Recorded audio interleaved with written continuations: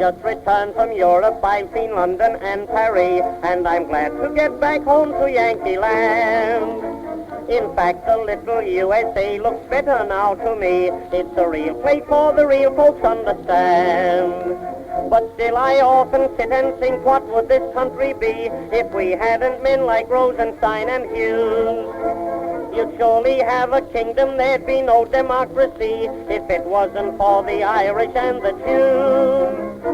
What would this great Yankee nation really, really ever do if it wasn't for a Levy, a Monaghan or Donahue? Where would we get our policemen? Why, Uncle Sam would have the blues. Without the Pats and Isidores, you'd have no big department stores if it wasn't for the Irish and the Jews. You all know Charlie Froman and his brother Dan, of course. How often have you laughed at Louis Mann?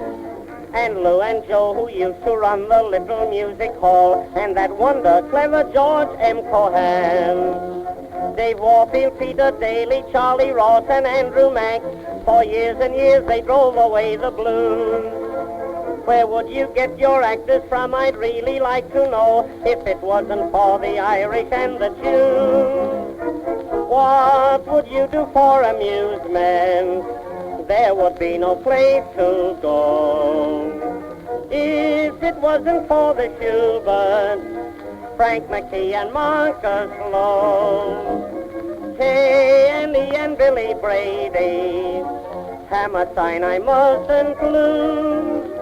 I once heard Dave Velasco say you couldn't stage a play today if it wasn't for the Irish and the Jews.